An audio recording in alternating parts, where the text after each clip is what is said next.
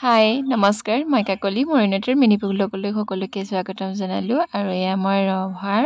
railway ষ্টেচনত বহি আছোঁ আৰু এইটো কাৰণে বহি আছোঁ যিহেতু মোৰ দেউতাৰ অসুখীয়া আছিলে যে তাকে দেখাবলৈ কাৰণে গৈ আছোঁ BBC মানে বি বৰুৱা কেঞ্চাৰ হস্পিটেলত যাম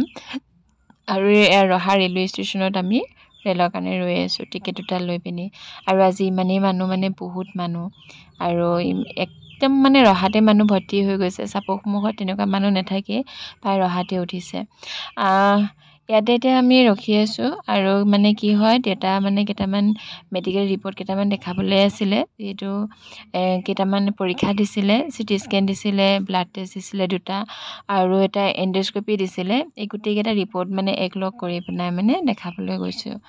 আজি যাওঁ বুলি তাকে ওলাইছোঁ আৰু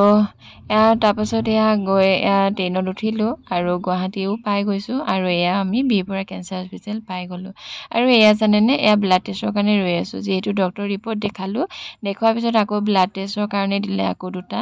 এয়া ব্লাড টেষ্ট কৰিছোঁ আৰু এই যে ৰুমটো দেখিছে ন এইখিনিত ইয়াতে সকলোখিনি বিলিং ইয়াতে কৰা হয় মানে এইটো বিলিং ৰুম হয় এইটো কাউণ্টাৰকেইটা ইয়াতে আছে তাৰপিছত এই কাউণ্টাৰতে বহি থাকিব পাৰে গতিকে ইয়াতে বহি আছোঁ আৰু এটা কথা জানেনে এটা কথা মই কৈ দিব বিচাৰিছোঁ আপুনি যদি লঘোণেও যায় মানে আপোনাৰ ভোক লাগে তো বাহিৰত নাখালেও হয় ইয়াতে ভাত দিবলৈ আহে ৰাধে কৃষ্ণৰ পৰা আৰু ইমানেই ভাল মানে মই খাইছোঁ আজি মোৰ 2 দিন খোৱা হৈছে